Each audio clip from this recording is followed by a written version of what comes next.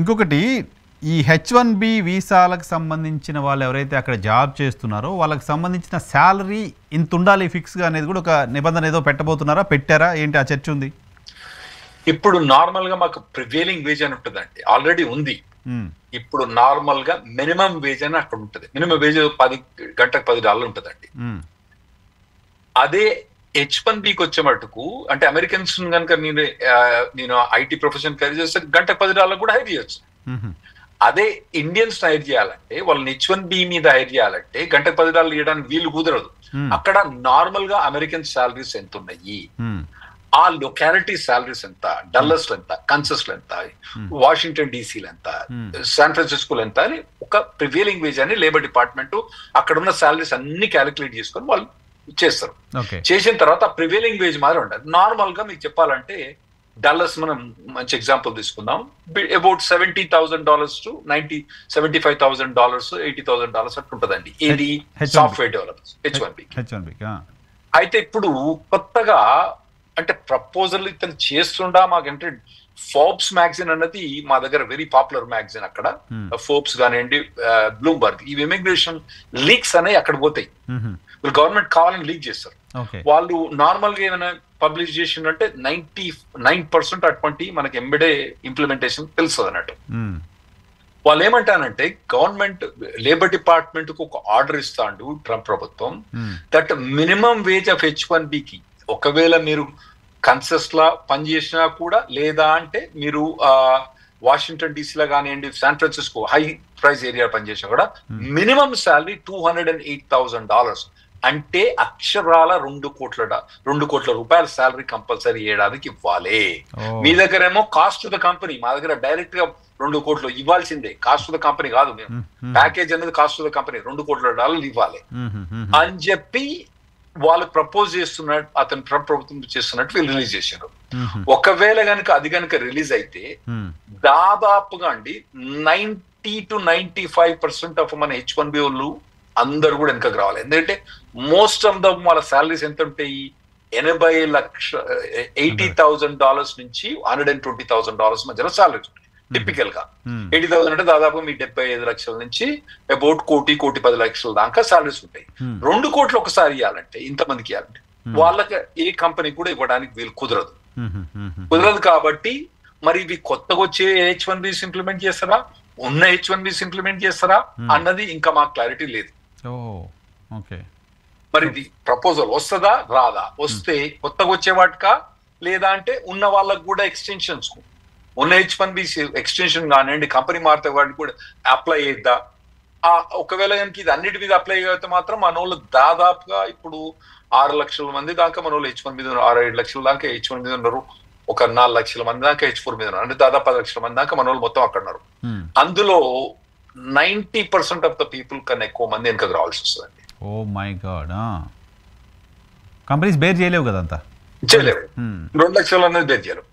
2 లక్షలు 208,000 అన్నది నేను అనుకున్న ఏంటంటే మాక్సిమం 10% అండి. మాక్సిమం 10% ఆఫ్ ద పీపుల్ కి ఎవరైతే H1 మీద ఉన్నారో వాళ్ళు మాత్రమే, H1 మీద ఉన్న వాళ్ళకు మాత్రమే 2 lakhs జాబ్స్ ఉన్నాయి. H1 పైన అమెరికాలో ఉద్యోగం చేస్తున్న వాళ్ళు 10% మంది మాత్రమే, 280 లెస్ దెన్ 10%. మళ్ళీ చాలా మంది నువ్వు 10% అన్నామంటారు, అది 5% కానీ ఉండొచ్చు.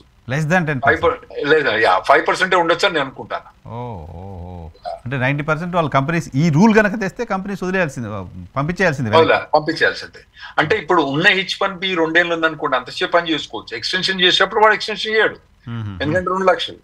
ఇంకోటి మీరు అడుకోవచ్చు, మరి ఇంతకుముందు $1,00,000 అన్నారు కదా అని మీరు అనుకోవచ్చు. ఆ $1,00,000 అన్నది గవర్నమెంట్ కట్టం చదివించేది. ఓకే, ఈ 2 లక్షలు అనేది శాలరీ ఇవ్వాలి. ఆ $1,00,000 కట్టడం అనేది ఓన్లీ బయట నుంచి వచ్చే వాళ్ళకి కానీ యుఎస్ లో ఉన్న వాళ్ళకి కాదు.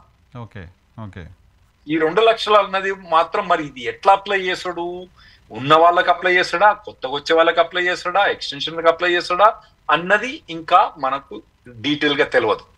ప్రతి ఫ్రైడే రాగానే గద అనుకుంటూ కూర్చుంటాం, ఏమొస్తారు న్యూస్, ఏమొస్తారు న్యూస్.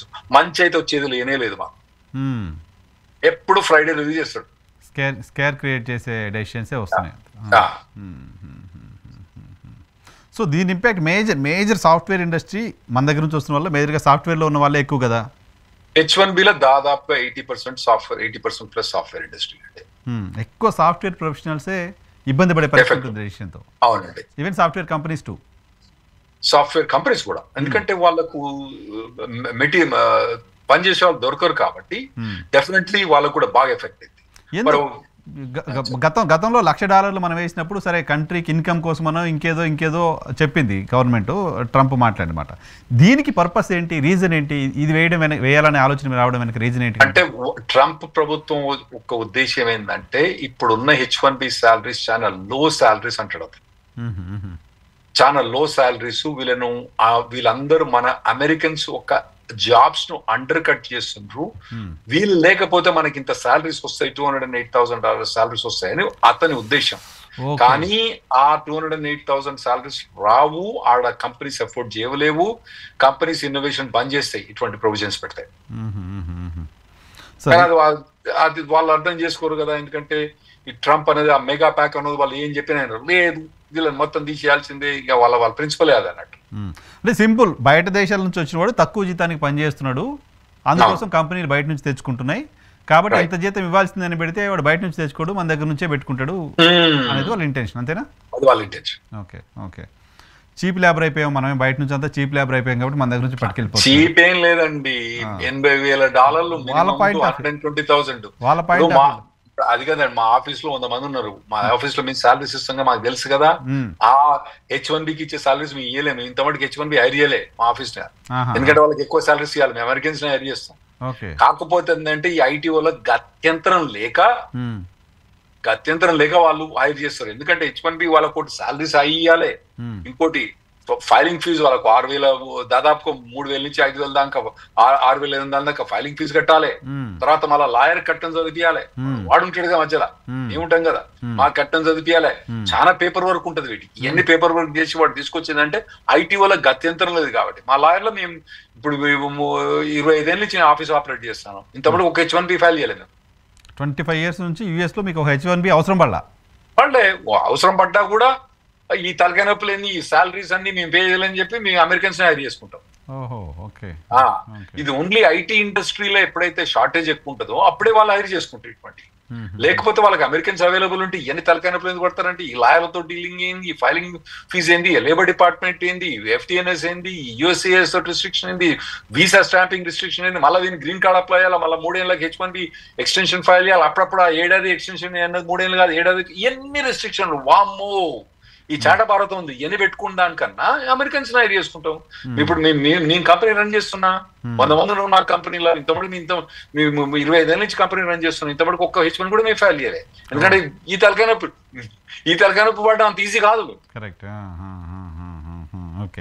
ఐటీ వల్ల గత్యంతరం లేదు కాబట్టి వాళ్ళు చేసుకున్నారు. H4EAD గురించి ఏంటి సార్, దాని గురించి కూడా వార్తలు వింటున్నాం. ఇప్పుడు నార్మల్ గా మనం ఈ September 29th ఏం చేసిండంటే, ఇప్పుడు నార్మల్ గా ఏదైనా రెగ్యులేషన్ పాస్ చేయాలంటే వైఎన్ఆర్ గారు మా దగ్గర ఫస్ట్ దాన్ని ఒక ప్రపోజల్ పెట్టి దానికి 30 days కమెంట్ పీరియడ్ ఉంటుంది. కమెంట్ పీరియడ్ తర్వాత వచ్చిన కమెంట్స్ అన్ని వాటిని అడ్రస్ చేసుకుంటా ఫైనల్ రెగ్యులేషన్స్ పబ్లిష్ చేయాలి. దాదాపుగా మినిమం ఆఫ్ 6 months నుంచి ఒక 2-3 అప్పుడప్పుడు 4 years దాకా పడుతుందండి ఇటువంటి ఏమైనా పాస్ చేయాలంటే. మొన్న ఏం చేసిందంటే ఇంట్రీమ్ రెగ్యులేషన్స్ అని తీసుకొచ్చి H4EAD ఆటోమేటిక్ ఎక్స్టెన్షన్ అని కొన్ని రూల్స్ ఉన్నాయండి.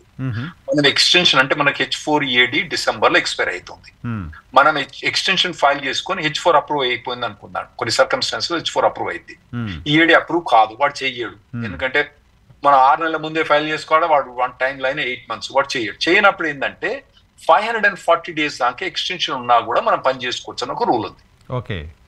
అట్లనే అడ్జస్ట్మెంట్ ఆఫ్ స్టేటస్ EAD మీద అట్లా కొన్ని రూల్స్ ఉన్నాయి, వాటిని మొత్తం ఒక రోజునే తీసేసి వాటి అవన్నీ రెగ్యులేషన్ ద్వారా పోవాలి.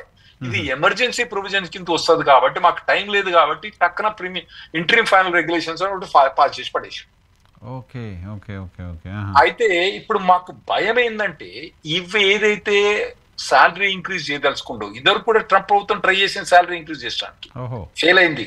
H4EAD తీసుకోవడానికి కూడా ట్రై చేసింది, ఫెయిల్ అయింది. ఇదివరకు ట్రంప్ ప్రభుత్వం ట్రై చేసింది, ఎక్కడ ఫెయిల్ అయింది? కోర్టులోనా? ఇది సాలరీ ఇంక్రీజ్ ఏమో కోర్టులో ఫెయిల్ అయింది.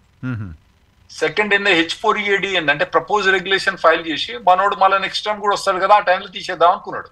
ఈ టైంలో బైడెన్ ప్రభుత్వం వచ్చి దాన్ని తీసి చెత్తపట్టలు పడేసి, కాబట్టి H4EAD బతికిపోయింది. ఇప్పుడు ఇతను interim final regulations extreme emergency కేసులు అని చెప్పి పాస్ చేస్తే H4EADs కూడా పుణ్యకాలం గడిచిపోయే ఛాన్స్ ఉంటుంది. దాన్ని కూడా ఏంటి దాంతో ఎవరెవరు ఎఫెక్ట్ అవుతారు సార్? దాంట్లో మేజర్గా ప్రాబ్లం ఎవరికి ఉంటుంది? మొత్తం ఒక 3 లక్షల నుంచి 4 లక్షల మంది దాకా మన H4EADs ఉన్నారండి. అందులో 95% ఇండియన్సే. మీరు ఒకటి చెప్పొచ్చారా ఇట్లా మాట్లాడతామేందా 95% అంటే? ఏంటంటే ఇది గ్రీన్ కార్డ్ వెయిటింగ్ పీరియడ్. ఎప్పుడైతే మీరు గ్రీన్ కార్డ్ అప్లై చేస్తారో ఒక లెవెల్ వచ్చిన తర్వాత I-140 అప్రూవ్ అయిన తర్వాత వెయిటింగ్ ఉన్న వాళ్ళ స్పోజెస్ మాత్రమే ఇది EADs అన్నట్టు. ఒక ఇండియన్స్ తప్పితే, ఒక కొద్దిపాటి చైనీస్ తప్పితే మిగతా వాళ్ళు వెయిటింగ్ లేరు గ్రీన్ కార్డ్ ఎంప్లాయ్మెంట్ బేస్ లా. మన వాళ్ళే వెయిటింగ్ ఉన్నారు. దాంట్లో పర్ కంట్రీ లిమిట్ అని ఉంది అన్నట్టు. అంటే ఏ కంట్రీ కూడా 7% కన్నా ఎక్కువ తీసుకోవద్దని ఉంది. మన వాళ్ళు H1B ఏమో పర్ కంట్రీ లిమిట్ లేదు, గ్రీన్ కార్డ్కి వచ్చే పర్ కంట్రీ ఉంది. అంటే H1Bలో 65 to 70%, గ్రీన్ కార్డ్ వచ్చేవాడు 7%. అక్కడ మనం ఏమంటారు, మన బాటిల్ నెక్ అంటాం. ఆ బాటిల్ నెక్ అయిపోయి మన వాళ్ళు అటు కాయించిపోయి ఉన్నారు అన్నట్టు. ఆ అటకాయించిపోయిన వాళ్ళకి ఈ ఎంప్లాయ్మెంట్ ఆథరైజేషన్. కాబట్టి 95% మన వాళ్ళే. ఆ 4 లక్షల మంది 3-4 లక్షల మందిలో దాదాపు 95% మన వాళ్ళు. అందులో దాదాపు 60-70% అంటే 2 లక్షల మంది నుంచి 3 లక్షల మంది దాకా మన తెలుగు వాళ్ళు H4EAD మీద ఈ రోజు పనిచేస్తున్నారు అమెరికాలో. ఈ H4EAD రిమూవ్ చేస్తే ఇంతమంది 2 లక్షల నుంచి 3 లక్షల మంది మన తెలుగు వాళ్లకు జోంపోద్ది.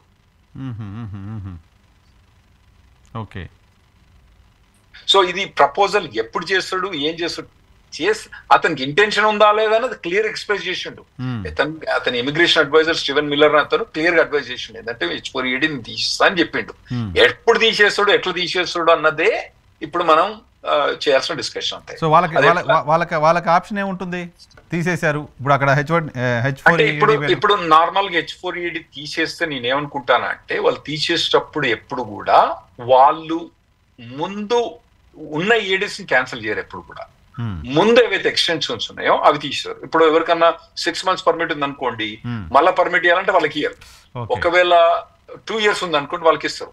ఇంకోటి ఏంటంటే ఈ రోజుల్లో ఫైల్ చేసిన వాళ్ళకు ఆల్రెడీ ఇస్తాం, కానీ ఆ తర్వాత అని కూడా రావచ్చు. ఎందుకంటే మన 540-day రూల్ ఏంది, September 29th 30th లోపల ఫైల్ చేసిన వాళ్ళకి ఇస్తాం, ఆ తర్వాత చేసిన వాళ్ళకి ఇవ్వం. సో అట్లా వస్తుంది. కాబట్టి ఉన్న వాళ్ళకు టెంపరీగా కొన్ని రోజులు ఉన్న వాళ్ళు ఉండొచ్చు. తొందర ఎక్స్పైర్ వాళ్ళకి మాత్రం గోవింద వాళ్ళకి ఇక ఛాన్స్ ఉంది.